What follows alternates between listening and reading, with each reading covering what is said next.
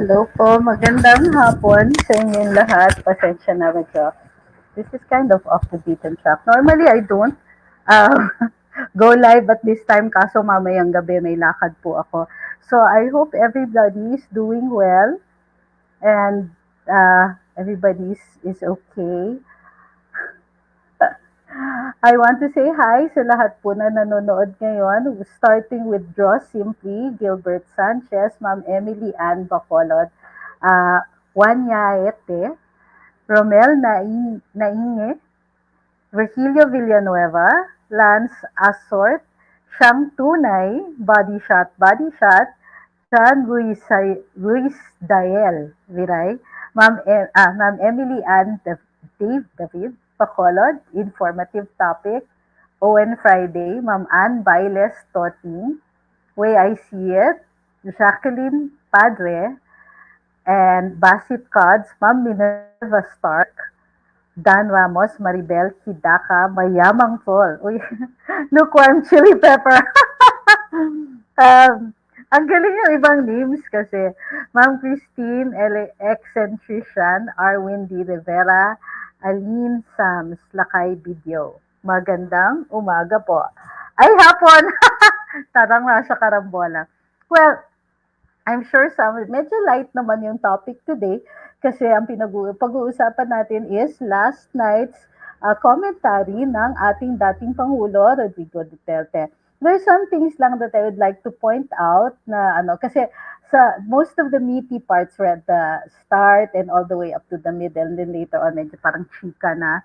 So I'm just picking 3 points or 2 or 3 points lang of what he was talking about last night. So I took notes actually. So tinatranscribe ko pa nga eh. So, tinatranscribe ko pa nga kagabi, but after a while na I got immersed into listening to him. It's nice to see the president doing commentary. And the first point was, if you notice, he explains. Parang pag ginagawa namin dito sa Luminous, and I'm so, how do you call this, flattered na pareho kami ng style. Sinasabi niya was that he cannot ignore his obligation to inform people of what is going on, even if he is no longer in office. And tama nga naman, because that's what we all do in our own way. Kung ano yung expertise natin o kung ano yung kaalaman natin, then we share this with the public. Now, not all vloggers or not all former presidents are going to be doing this because iba-iba naman na po ang style. So, I hope that puts to rest any other issues kasi he's not there to criticize anybody, yan ang sinasabi niya. At ang sinasabi din niya ay hindi naman siya, andun lang siya para i-impart o ipabahagi sa atin ang kaalaman niya tungkol dun sa mga pangyayari at i-explain ito sa ating mga kababayan. So, in-explain din niya na he used to do this nung siya ay presidente, halos linggo-linggo, di ba? Nakikipag-usap siya sa atin at kinikwento niya kung ano yung mga pangyayari nun. And lest anybody here make a mistake or try to accuse us of anything, wala po ditong naghihikayat ng divisiveness. We are simply going to be talking about the President's commentary last night, which he also took great pains to say na hindi naman po siya nagkikriticize dun sa ating Pangulo, but he's just telling it like it is. So, sige, pag-usapan natin mamaya yung tungkol dun sa Digamos Lay if you want to, if we have time. Kasi like I said, aalis ako mamaya. And baka mabitin yung chikahan natin ganon. Alright. So, mas gusto kong style ni FPRRD, sabi ni Eric, sa pag-criticize sa present admin, di gaya noong ginagawa ng Dilaw panahon niya. Well, the former president is not even criticizing. Ang sabi nga niya is, I'm just telling you that this is what it is. This is what's going to happen or this is what I think it might happen and so on. So nakakatuwa lang na that he is participating again in this, kahit ang participation niya is by way of commentary. So let me just explain why that is important. Ang mga Pilipino, so ibig sabihin, naiintindihan niya ang ating kultura, ang Pilipino ay sadyang communal. Ibig sabihin, hindi katulad ng mga Amerikano na madalas ang kanilang let's say, protections, or ang kanilang focus is on the individual, the right to individuality, individual rights, and so on. And while tinatanggap din natin at ginagamit din po natin yung ganyang klaseng individuality sa ating mga batas at kinikilala natin na ito ay isang trait na naaangkop sa modern times, ang Pilipino kadalasan ay nagmamanifest pa rin ng communality. So, halimbawa, ang pagmimiron sa atin madalas, 'di ba? Gusto natin makilahok. Kapag may nakitang aksidente, kailangan alam natin ang nangyayari. Kapag may pangyayari sa bansa, pinag-uusapan natin. Kadalasan meron pang mga well-meaning suggestions. Not necessarily bad, ha? Well-meaning, whether it is well-informed or not, nakikilahok tayo. We want to be part of the group. We're very social, and that's part of our manifestation na tayo ay communal. And so, nakikilahok din ang ating Pangulo sa governance the same way that the rest of us are doing. Hindi nga lang siya vlogger, pero he does it on trad media, and yet nakikilahok siya. Nagiging bahagi siya ng ating, may mga balitaktakan, may mga, and so, sabi ni Blo simply, in short, very maritesing.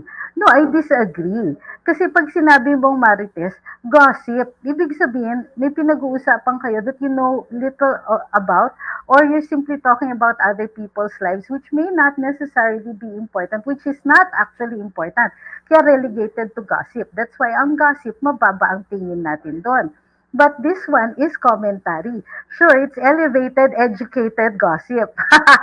And it's commentary, meaning you put in an opinion. Or ang gossip, we might just be, may kasamang opinion yan, no? Pero alam mo ba, si ganito, ganito is already sleeping, iniwan ng asawa, and etc. And might be more of a personal nature. So, na hindi naman siya nagmamarites, di ba?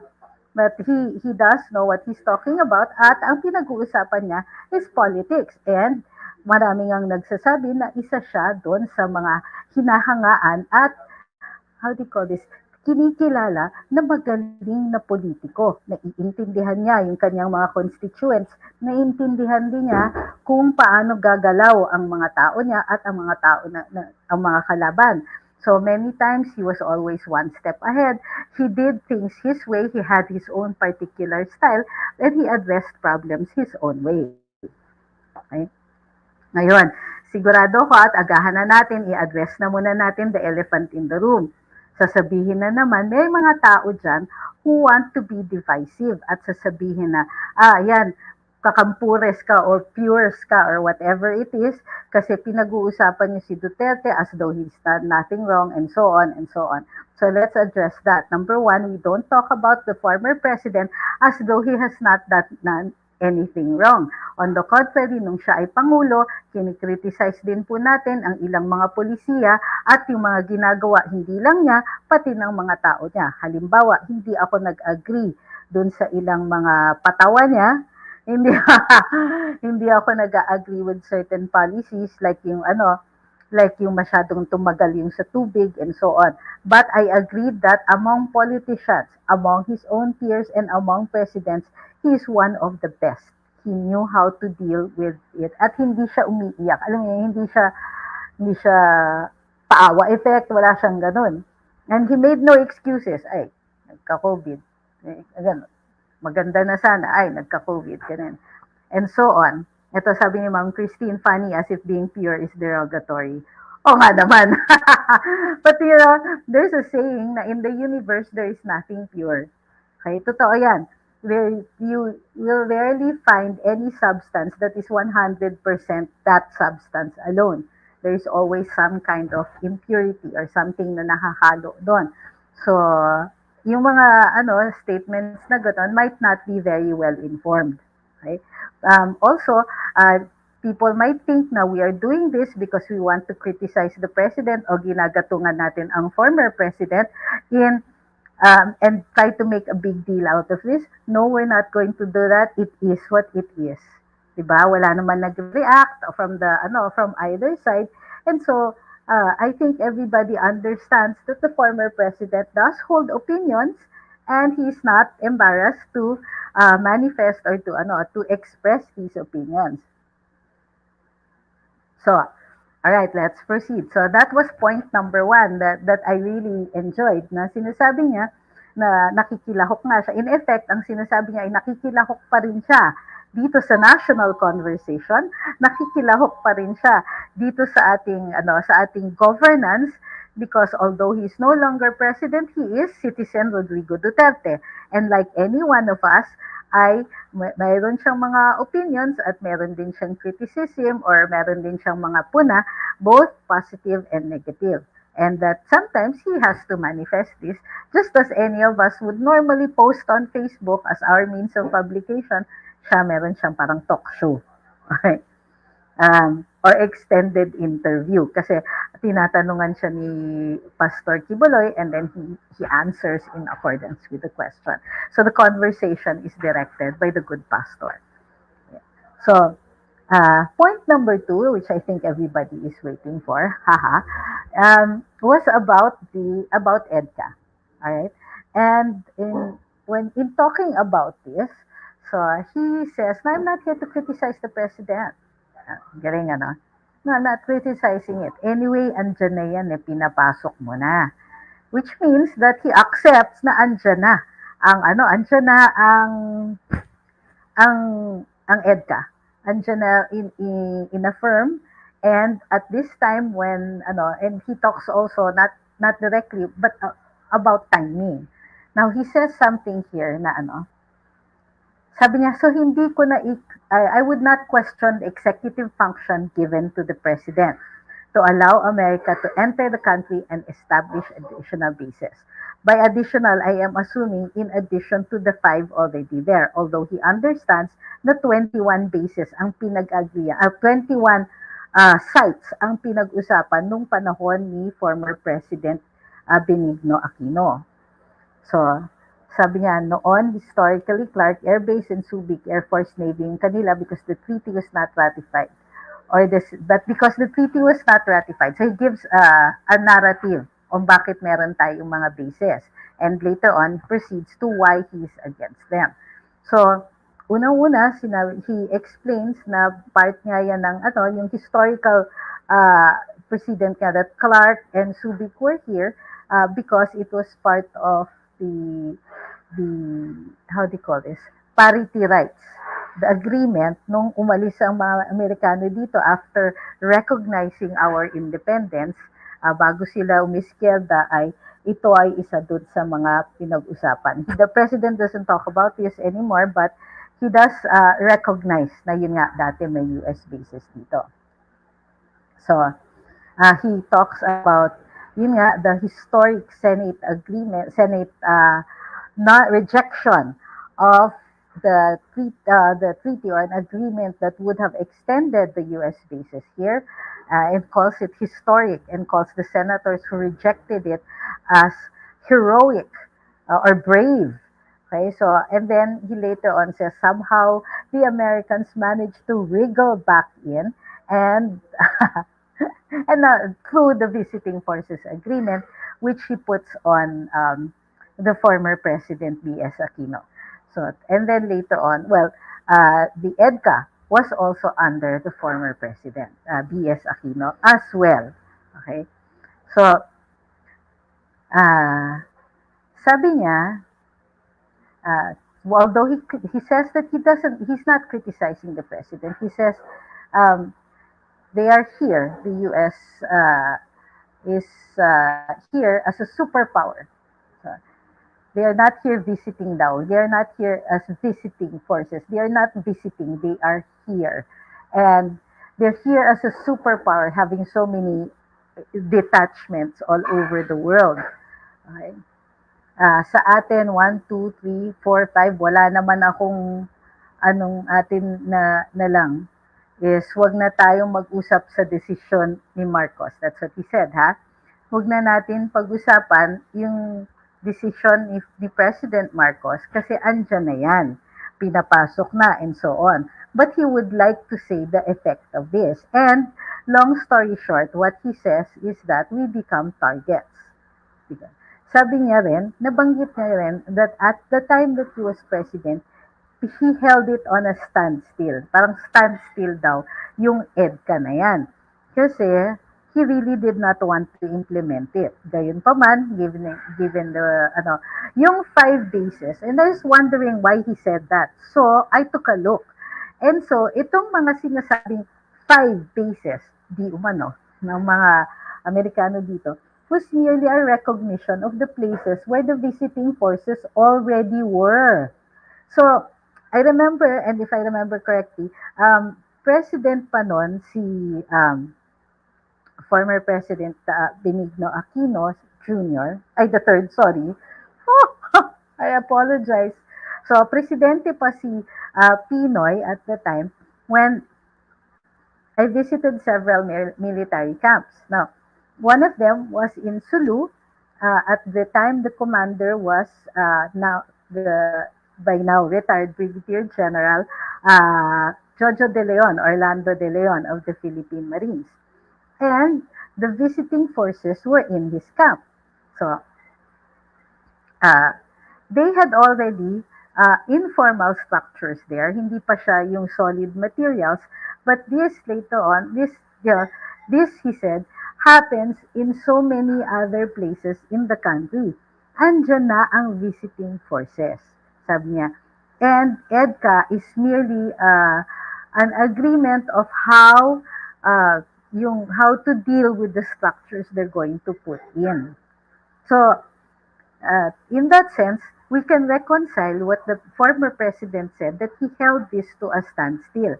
Now, why was he doing that?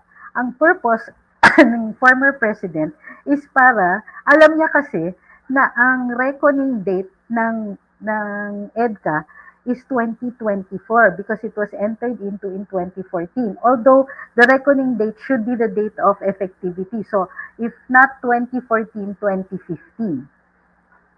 It depends on kasi meron pang mga requirements. It was signed on in April 2014 pero may mga conditions doon on when it becomes effective. So, uh, may nagagalit na BS ang tawag ko. Ah, hindi po. BS means Benigno Simeon Aquino. Diba? BS Aquino. Okay. As differentiated, well, you could call him BSA the third.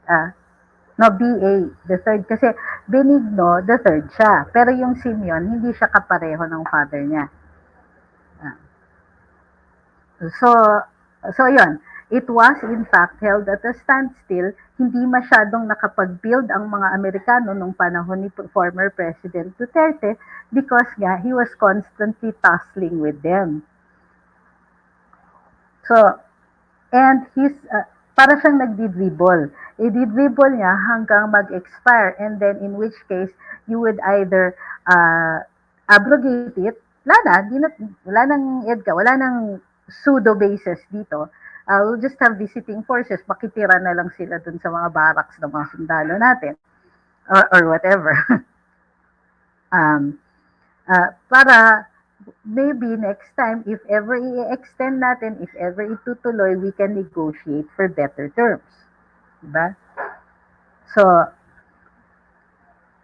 and then, in-explain niya kung bakit, bakit biglang interesado na naman yung mga Amerikano sa atin, dahil nga, according to him, meron nga silang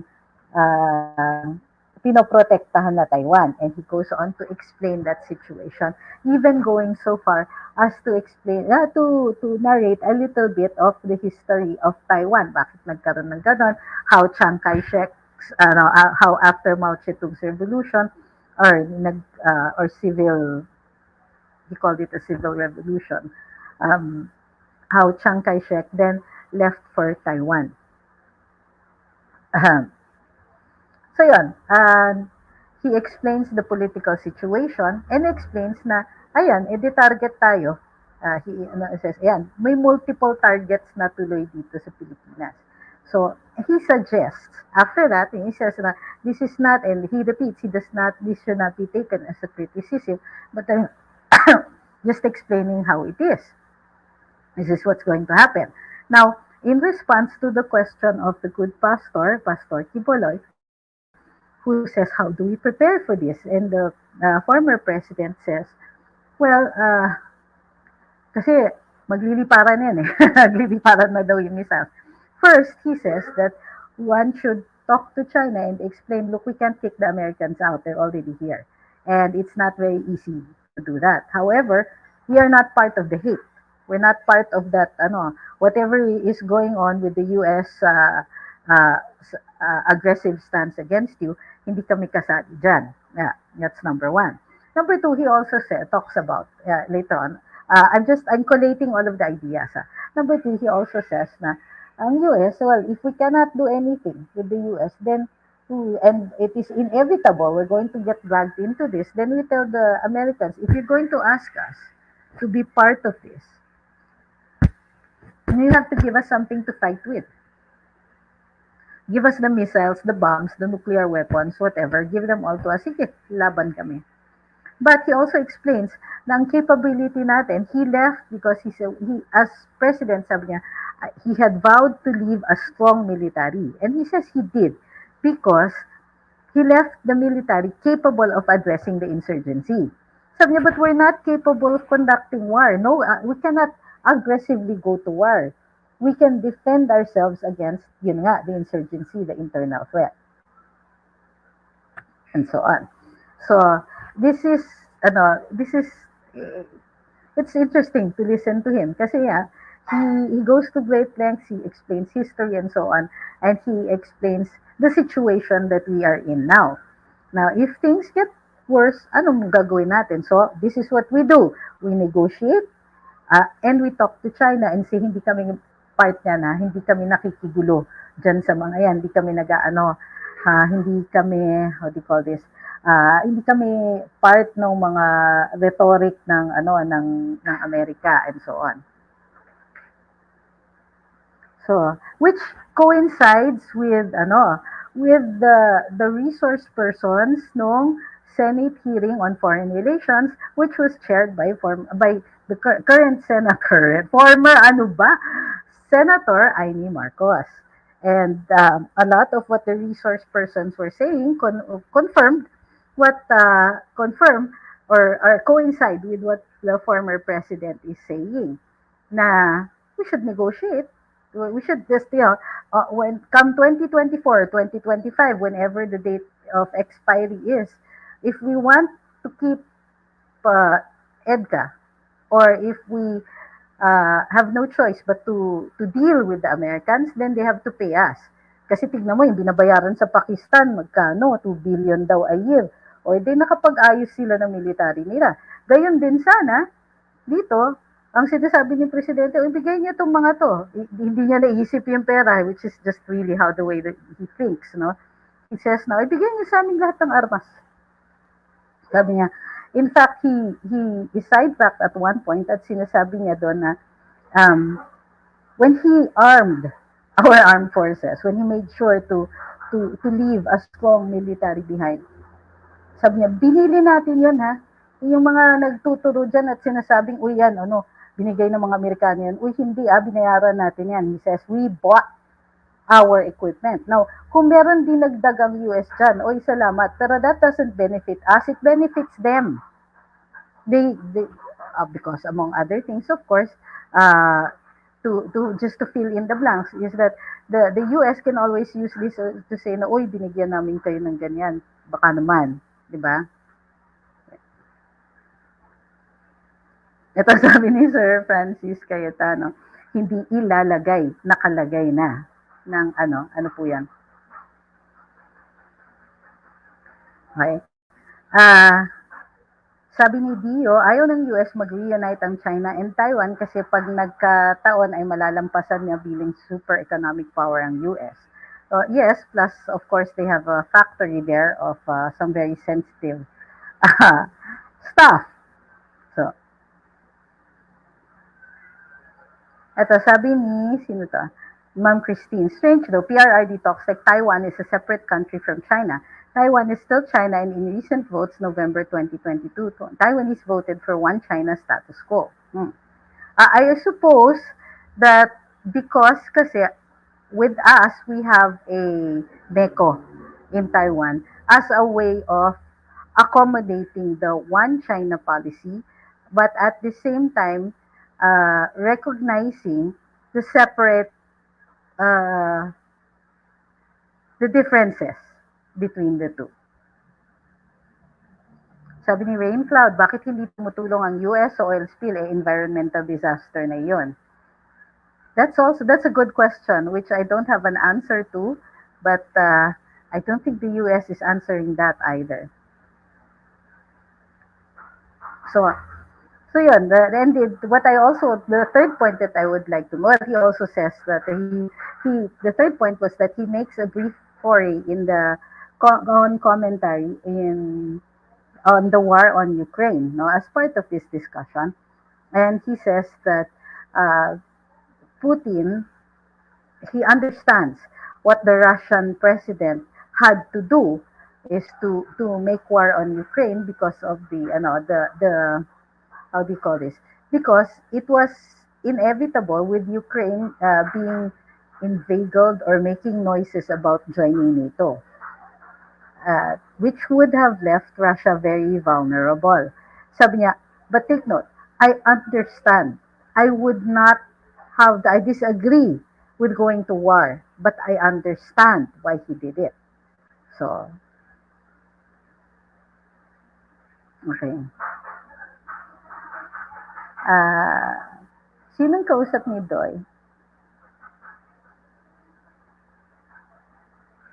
Sabi ni Francis, may sinasabi si FPRRD na hindi siya pumirma sa mga contract ng gobyerno para makaiwas daw sa corruption issue. Well, because the president doesn't have to. In many cases, halimbawa, usually ang purchases niyan ay through departments or it can be signed by the executive secretary on his behalf. The president is also aware of the Arias Doctrine, which says that the recommending authority, if the signing authority, if the head of agency makes his decision based solely on the recommendations made by the recommending authority, then it is the recommending authority that is held liable for the corruption should there be any, and not necessarily the head of agency or the signing authority. So he is aware of uh, why he didn't he didn't sign certain contracts. One, because he didn't even have to.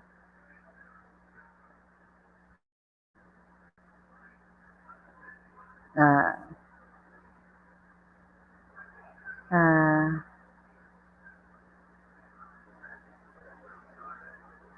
ano itong sinasabi ni Jojo? As if PRRD has championed our relationships with China and US. What do you mean by that? Adrian, hi, says between 2002 and 2011, U.S. Congress approved 18 billion in military and economic aid from the United States. However, the Pakistan Treasury only received 8.647 billion in direct financial payments. But it says military and economic aid. So, direct financial, siguro in kind yung iba, na? Or maybe something else. Sabi ni Ma'am Ying, side issue, na-receive na namin yung half Kokomba na national ID. Kakaloka, parang mas credible pa yung super old ko na Comelec ID na one page ko. Ay, magandang hapon kay Antoline. Sa lahat ng manonood nito on the replay, magandang araw din po sa inyo. Para lang meron kayong bati.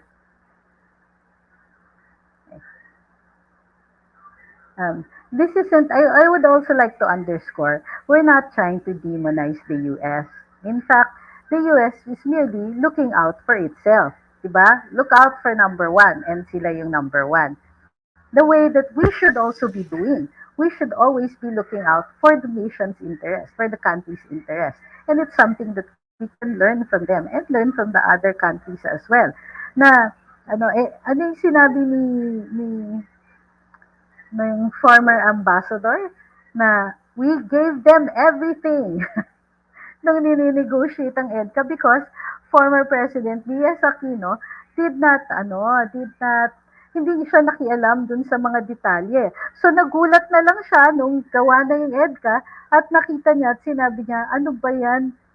pati kuryente tayo magbabayad. Kasi he didn't pay attention to the details or he did not give any very specific instructions. It was just important na merong signing kapag dumalaw at the time, I think it was President Obama. Okay? Ah, Iron Dome. Ano tong Iron Dome? Pag nilagyan nila kada barangay, tsaka lang ako tatahimik dun sa EDCA na yan. Iron Dome? Iron Dome? Well, I don't understand. What is it for? Ito, sabi ni Butter Cheese Loaf, ang mga pangalan ninyo talaga very interesting. Sobrang na-miss namin si FPRRD. Pinanood ko hanggang dulo. Di nakakasawa pakinggan mga kwento niya. Yes. Sabi ni Ma'am Christie, US looking out for its own interests but at the expense of others. Yes, they do that. You're right, at the expense of others. And they do take advantage about weaker bargaining positions. Which means that tayo, we should recognize when we are negotiating from a position of power. Halimbawa, the US needs their bases here, their forces here, more than we need them here. We should have recognized that when the negotiations for EDCA were ongoing.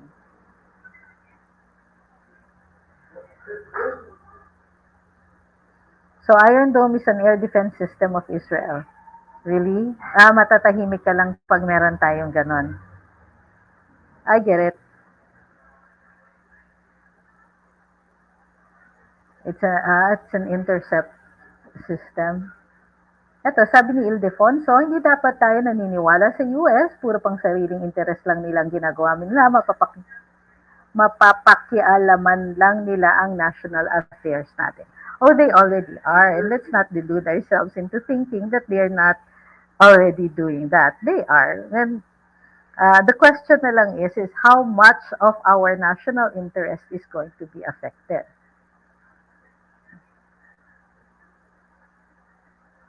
Ito. So, you know what I'm glad to see here in the comment section is that nobody is calling these analysis or even the former president, nobody's calling this as a criticism or a black mark against the sitting president. Oh, we may not agree. Well, it's okay. Parang ginagawa ni Citizen Rodrigo Duterte. ano, is that, na pinapasok mo na but this is what's happening. Hindi kailangan magkasiraan, hindi kailangan nag-iinsultuhan. Walang ganon. Oh, this is our opinion. Hindi kailangan i-interpret na, you're disrespecting the president. Or, kakampures ka kasi. Of course, kakampures si FPRRD. Ano ba? Pero, this is the end, and I'm so glad to see that we are raising the level of discussion here. Ito sabi ni Ma'am Maribel, hindi ko lang alam po kung ano nararamdaman ko habang pinapanood ko po si Tatay Digong kahapon na kahit hindi na po siya ang presidente ng Pilipinas ngayon, para po ako nakakita ng savior or hero at medyo nawala ang pangamba nang makita ko po si Tatay Digong kahapon. Na-feel ko po na we're safe at no need na mag-alala about EDCA because Tatay Digong ay nandito, always cares for us Filipinos. Pasensya na po, love ko lang talaga si PRRD. Ma'am, wag po kayong humingi ng pasensya. Marami naman po ang nakakaramdam ng ganyan. Mahal naman natin ang dating Pangulo. So, nakakatuwa lang po. Sabi ni Ma'am Bella Donna, can the EO signed by PBBM still be revoked? What EO is that? Yes, of course, the President can revoke an executive order at any time. He who issues it can also revoke it.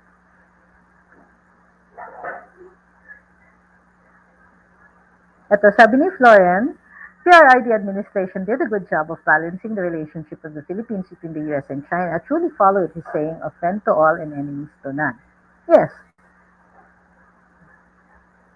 Sabi ni Vanderlee, is there still a so-called empire in the world today?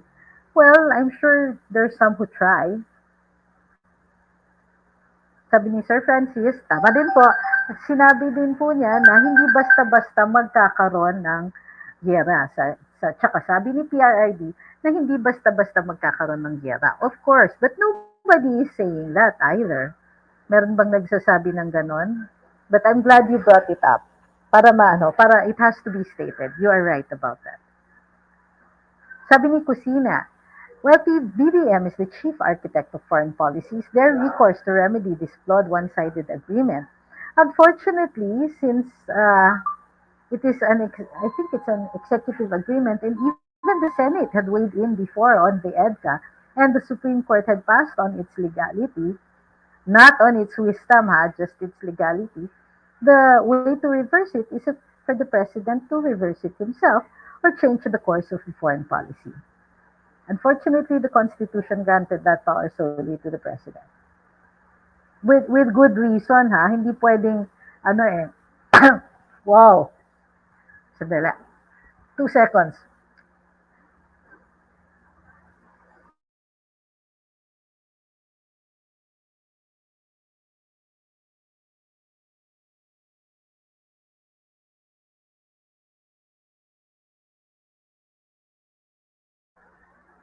May nagsisiga kasi na,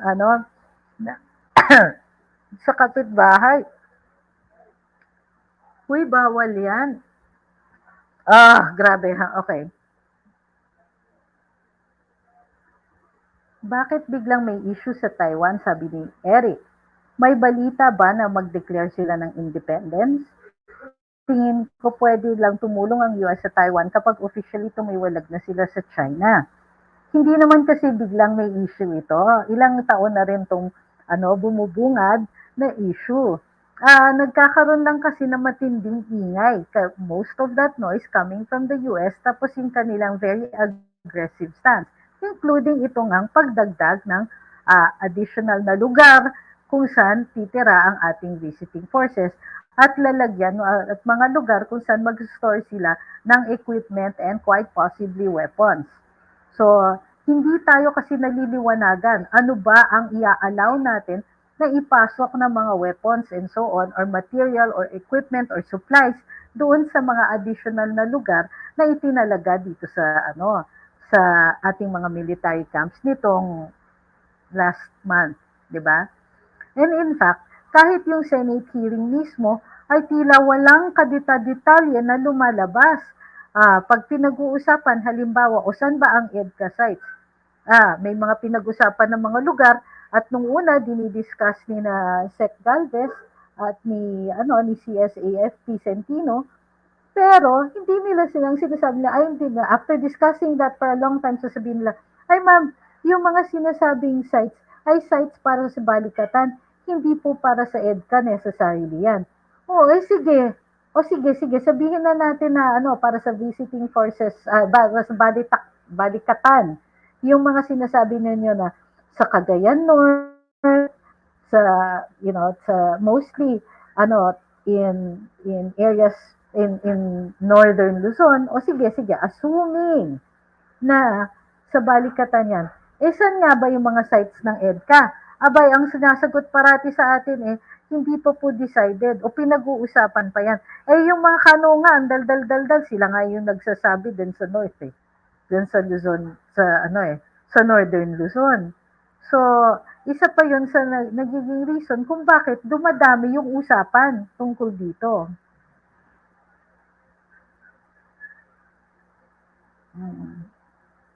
Ito sabi ni Ren, at Adrian, $80 million pledges from Kamala Harris and surplus armored carrier from Obama to Abnoy. Lol. Ay, grabe. What? Okay, one said Duterte, sabi ni Salvador, and another Duterte is coming. They're the best the country will ever have. Well, I won't say will ever have, but they're the best right now.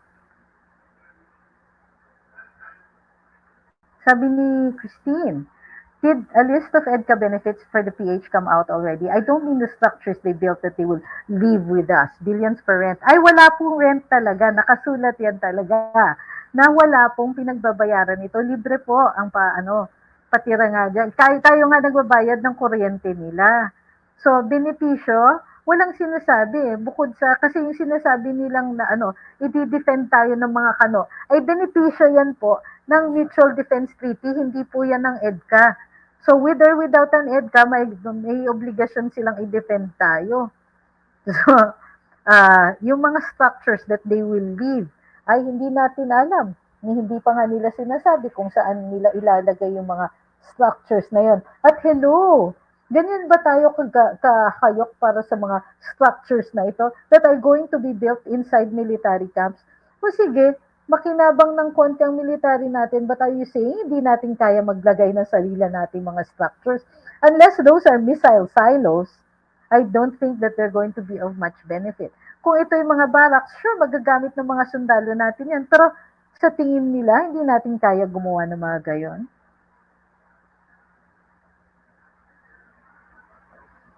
Sabi ni Kusina, numerous think tanks have simulated war over Taiwan, and the consensus is the US only has until 2025 to maintain superiority over China.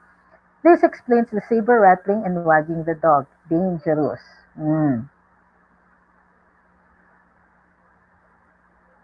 Sabi ni Francis Sobrevega, why are we paying their electrical bills? Are we that rich? Bakit ganon? Because we didn't negotiate for it. Sabi nga, during the Senate hearing ng former ambassador, ay, we gave them everything.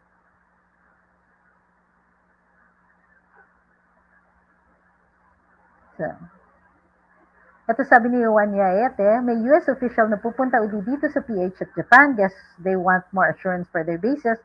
Same official who visited the Ukraine and told Zelensky that they don't want peace treaty with Russia. Interesting. Sabi ni Ma'am Marisa, one thing I love about Duterte is he's a very proud Filipino with so much dignity. Kahit mahirap Pinas, di niya pwedeng gaguhin. I like that.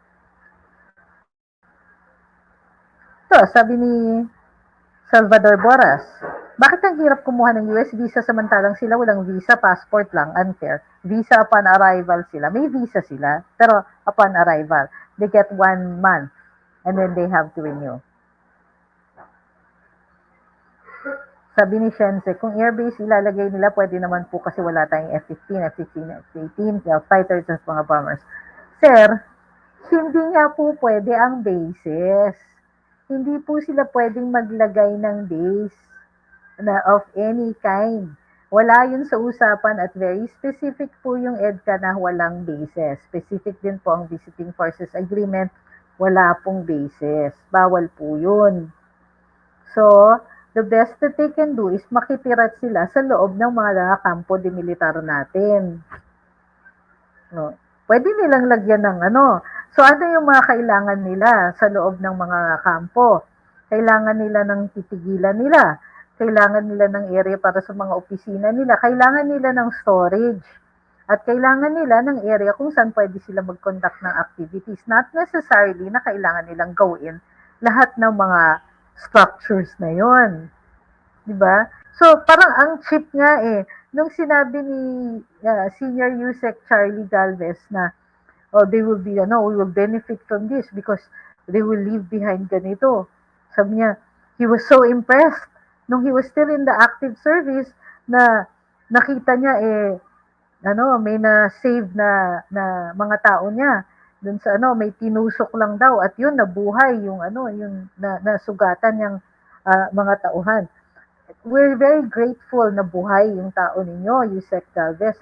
However, ang cheap naman natin kung we call that already an immense benefit to the country for their staying here, for becoming a target. Kulang na lang mag-drawing tayo ng bullseye sa atin. Tapos okay na yon. Okay na tayo with the little things like that. Na hanggang ngayon, he's still saying, binigyan tayo ng night vision goggles. Excuse me, yung night vision goggles po na yun, hindi nga official yung pagbigay sa atin. Iniiwan na lang ng mga kano yun because they could declare it as either lost or hindi na nila kailangan and so on. Iniiwan yun. And it was only out of the goodness of the heart of the individuals there, not of the US government. So, yung mga ganun ba, parang, uy, salamat. He was so grateful for so little. And I wanted to say, wait, why are you talking like this? Huh?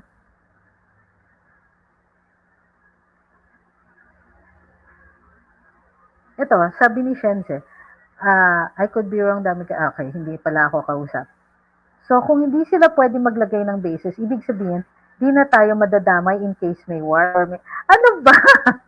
Hindi nga sila pwede maglagay ng bases, makikitira sila sa mga bases natin, sa mga kampo natin. Don't you understand? Sabi ni Presidente, former President Duterte, they're here and they're not leaving.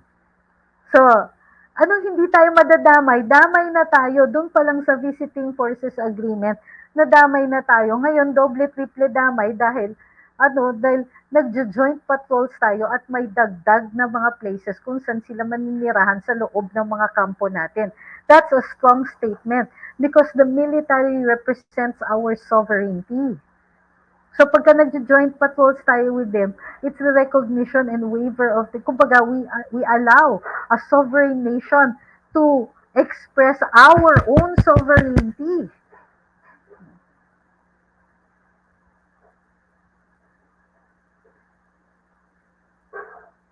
Sabi, nagbigyan ko madaming watawat, ako bigay kay Galvez, ano pwede ko kaya hilingin sa kanya? Isang isla? Sabi ni Asong Askal, iniwan po yun dahil nagpapalit na po sila ng bago na... Exactly. Hindi na nila, in fact, approaching obsolescence na ngayon. Pero hanggang ngayon, grateful pa rin tayo doon na patapon na yung mga yan. Pero dahil iniwan, binanggit pa ni Yusek Charlie and I was so surprised. You're so grateful for that? You're saying we've already benefited from these throwaway things? Hindi na.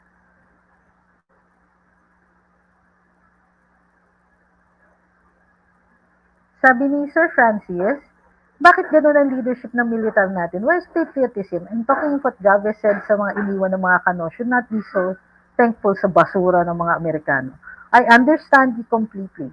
The problem is, even dun sa training, sa Philippine Military Academy, a lot of it is so kano inspired. And a lot of it is so kano-centric. Pardon the term. And a lot of them pinapag-aral natin abroad, particularly sa US. Diba? Then we send them the best of the top students of the Philippine Military Academy. They get sent to West Point, to Annapolis, to Colorado, and so on. They get sent later on yung mga best natin na sa Scout Rangers, we send them to Fort Benning and so on. It's because they inculcate it. They end up thinking that the U.S. military is the best in the world. Well, maybe it is, but saying that the military is the best should not be a reason for us to give up our own sovereignty and our own patriotism. We send you there to acquire skills so that you can use it for the country and not use it to convince people of the almighty US.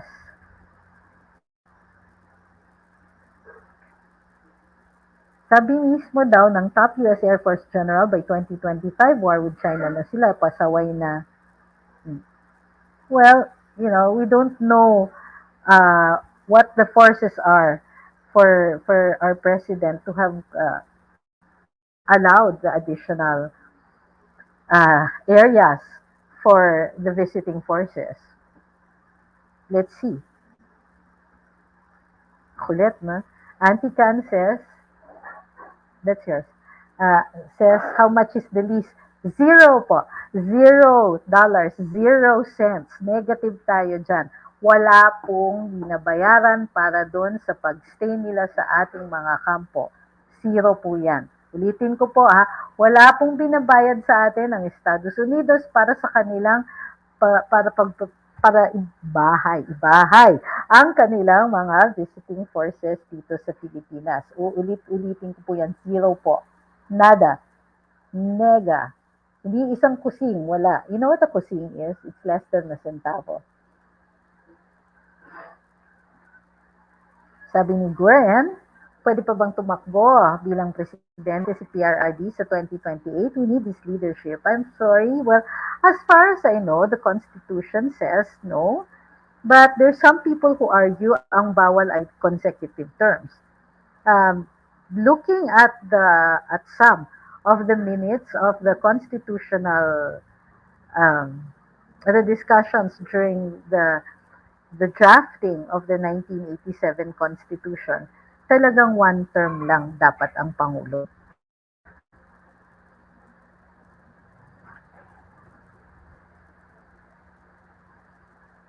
Ato, lagay natin to. Marcos loyalist, mali po kayo.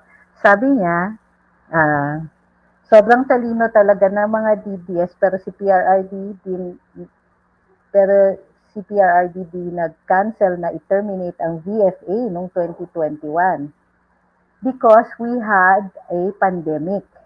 Diba? That was one thing. He got something at least in return for that. Now, are you going to say that we should not have gotten those vaccines? Huwag naman pong ganyan. At wala naman po nagsasabi dito na matalino ang DDS or mas matalino ang loyalists. Wala pong ganyan. In fact, kung binasa niyo yung comment ni Senator Amy dun sa isang post ni Daryl Yap, nagagalit siya dun sa mga tao who are fomenting divisiveness. Walang nakikipag-away sa mga loyalista. But to criticize the current president is is an act of communality. It's how we participate in governance. But we don't criticize the president. In fact, we're just criticizing the policy here. So please understand, hindi kami nakikipag-away at walang nagsasabi ditong well, there's no contest between loyalists and DDS.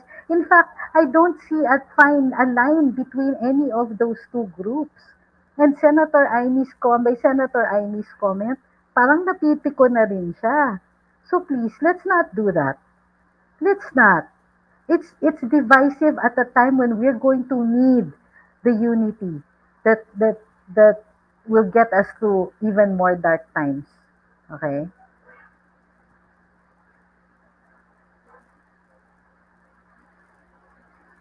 Sabi ni Andres Teves, even senators, one term only, lots of brilliant Filipinos out there who deserve this position. Hindi po two terms ang senators. But if we were going to change the constitution, I would like to see uh, unlimited. No, I would like to see senators elected by region. Sabi ni Sir Francis, okay lang criticize si PBBM, problem lang kasing iba, sana daw ibalik si PRRD. Sir naman, it's nostalgia. Would you deny people the feeling of nostalgia? Bakit naman po kayo ganun na pati feelings ng mga tao nagagalit kayo? That's how they feel. They are disappointed.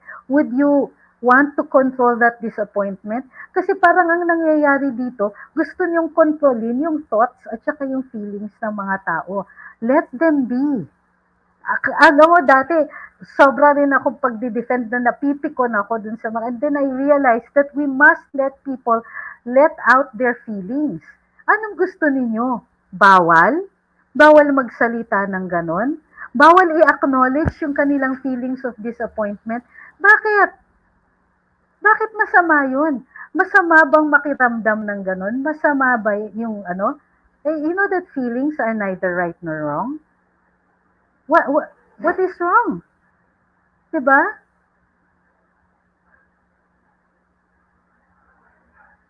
Ito sabi ni Sir Francis, back to topic. If we send them to military schools in the US, does this not mean na iwanan natin who we are as Filipinos, giving up our patriotism for our nation? I don't think, kasi para sa akin, ilang years sila dun sa US. I mean, come on, nag-aral din ako abroad, pero none of that, it changed how I feel about the country. And on the contrary, nung pagdating ko doon, na-homesick ako. And I realized, na-miss ko talaga ang Pilipinas. But I guess people react differently to their circumstances. So hindi natin masasabi na lahat tayo ganun magre-react. What I'm saying is that so many of our military, they get benefits from this country and so tend to see things that way. I'm not saying that 100% of them are that either, nor am I saying that we're going to have to throw the baby out with the bathwater. I understand that training is important. We've produced great soldiers from that. I mean, Danny Lim was a West Pointer, and he performed very well when he was fighting out in the fields. He taught math in the PMA, had an illustrious career until 1989. But the point here being is that it turned a lot of good men into very good soldiers. So I don't know what the only clue that the Constitution gives us with regard to addressing patriotism is to know who we are. The study of our culture, our history, our art. This is what creates national identity, a sense of being Filipino. And the more we destroy our heritage and the less that we know about our culture, the less likely that we are going to love our own country. Paano mo mamahalin ang bayan na hindi mo kilala?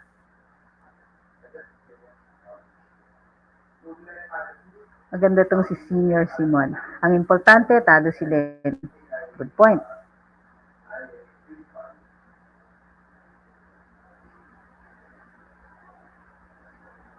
Okay, let me see. Ah,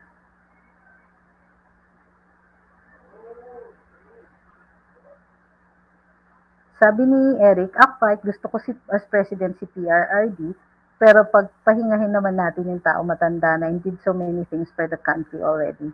Wag naman ageist. If you want to praise him, wag naman yung matanda na. Sobra naman kayo. So, napaka, be careful that when in paying a compliment to the man, you're not actually insulting him, di ba? Sabi ni Ma'am Pinay, never underestimate PBBM's knowledge of the way Americans work. He remembers what happened to his family. This is coming in handy with the way he deals with them, treading carefully.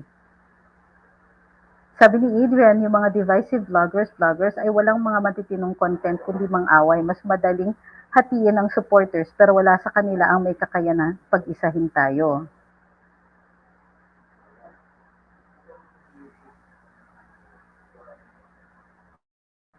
Ayan. Sabi ni Sir Francis, agree may mga divisive na vloggers.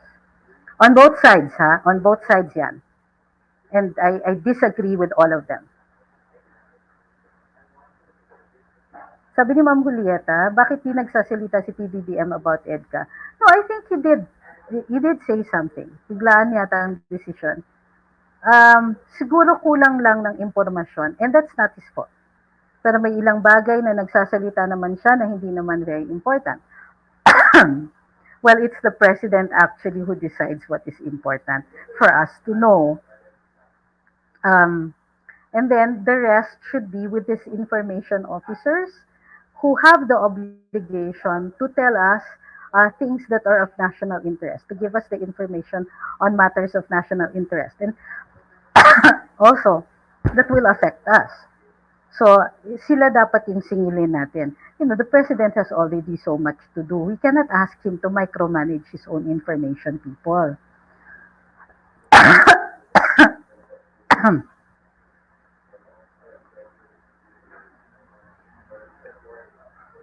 I have yet to get answers about EDCA that don't bring PRRD in. He did what he could in his term. What is the man of the hour PBBM going to do? Talk to us, please. Understand this sentiment completely. But again, I think this is more a failing of the agencies, and it's very difficult for me to talk about this because parang may conflict. I'm conflicted about it, no. So, but there are agencies and there are people who are tasked with giving us this information, and we're not getting that information.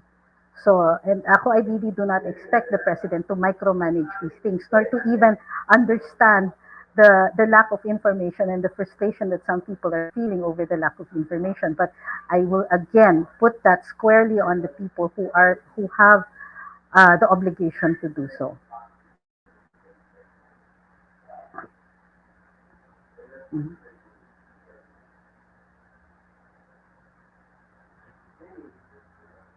Sabi ni BJ, harap niyo po electric fan papunta sa usok. Yeah, I know what to do so far. PBBM secretaries are a failure. No naman po. I wouldn't say 100% no. I am very doubtful of some members of the economic team, but I am confident in Sec Ivan Uy, for example. I am confident with Sec Benhar Abalos. I know he's not very popular with some of you right now, but I think that he knows what he's doing. I am confident of Sec Popolotilla. I know a lot of you, he's not very popular among a lot of you, but I do get a lot of information and I know what they're doing. So yes, and I know that a lot of expectations are put on the DOE when some of those expectations rest on other agencies, such as the ERC. So,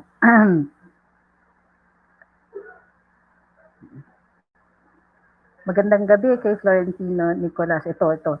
Sabi ni Sir Francis, si Chaleco po. You've heard more than enough.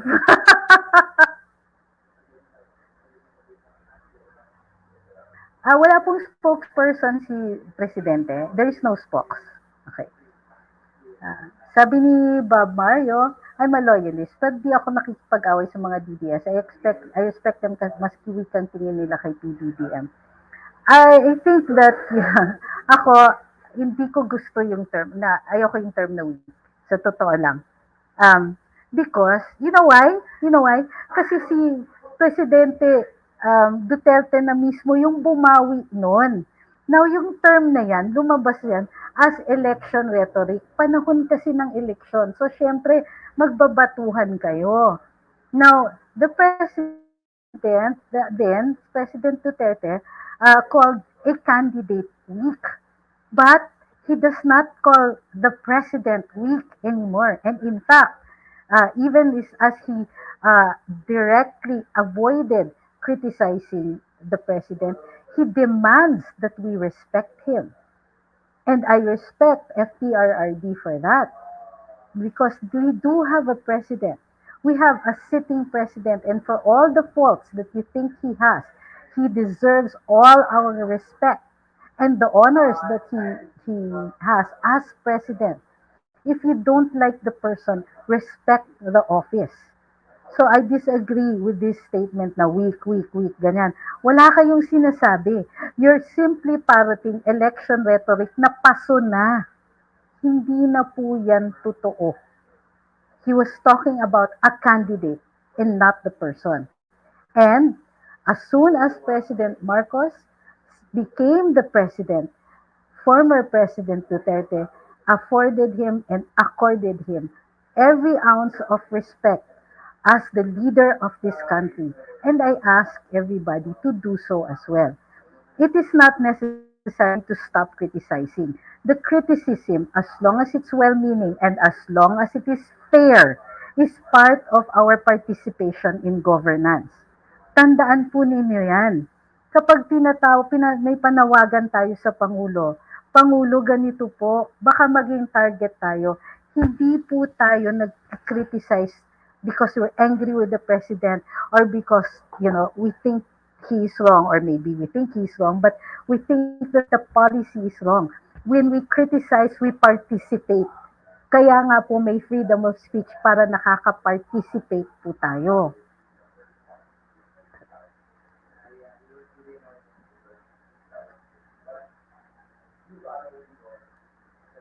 Ito.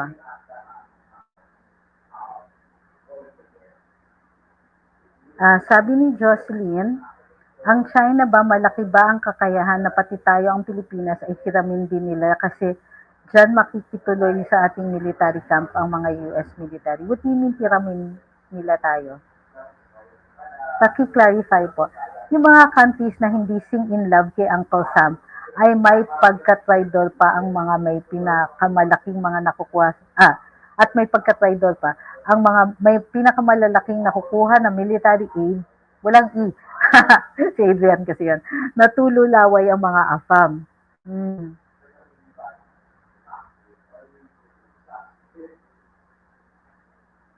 Ito. Sabi ni Sir Francis, actually everything we do or have are not really that perfect. To say failure in PBBM secretaries is not acceptable to me. Agree. It's your opinion.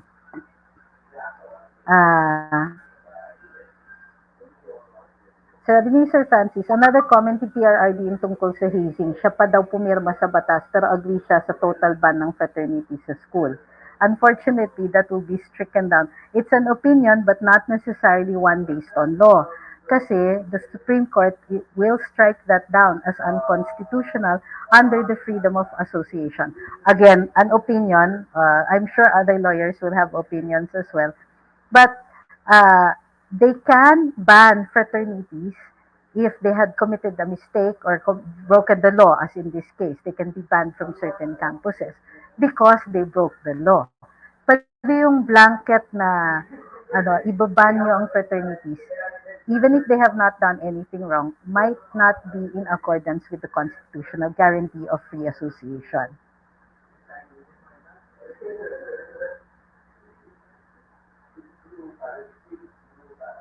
Okay?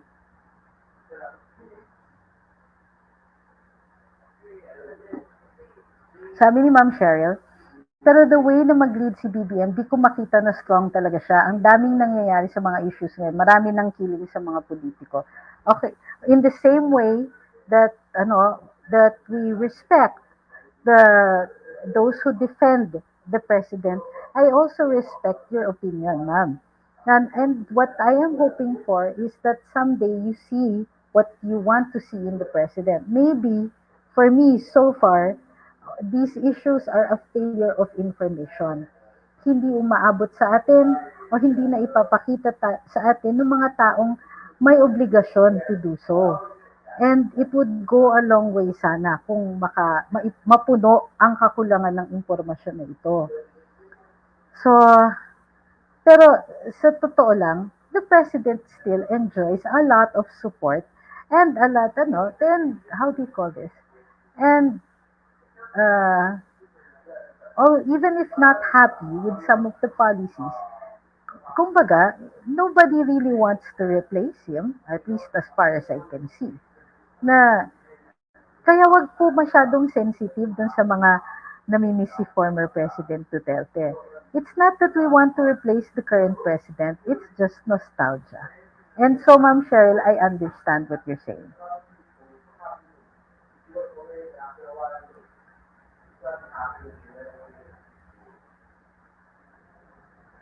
Sabi ni Blo, simply, tuwing nagla-live nga kayo pati sa karambola, napaka-negatron niya. Sinong niya?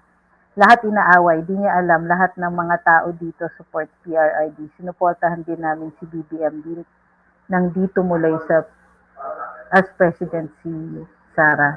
Sinong niya po?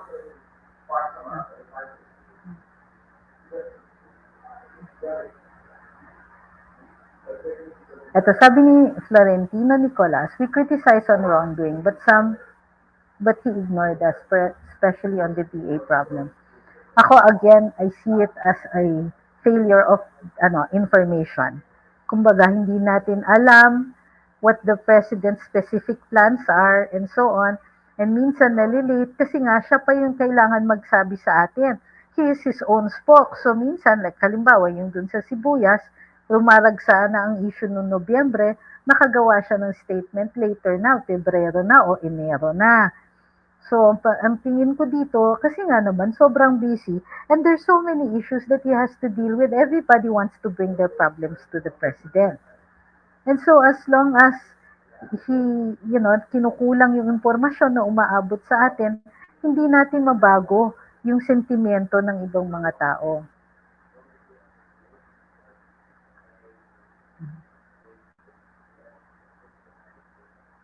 Sino na naman yung pinag-uusapan si Lenny?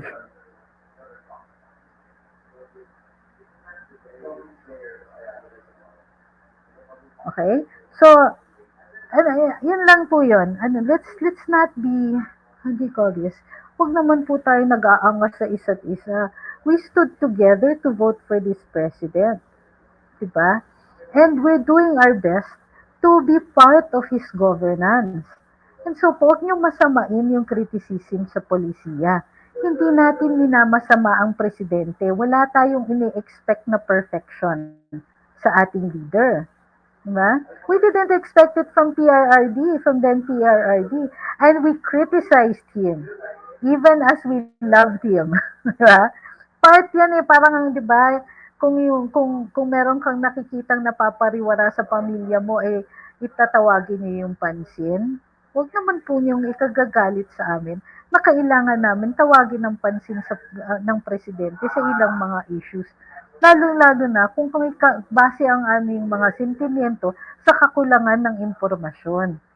Pero tama kayo, at the end of all of this, talo pa rin si Lenny. Kayo po yung nagsabi niyan, ini-echo ko lang. Tandaan niyo po yan.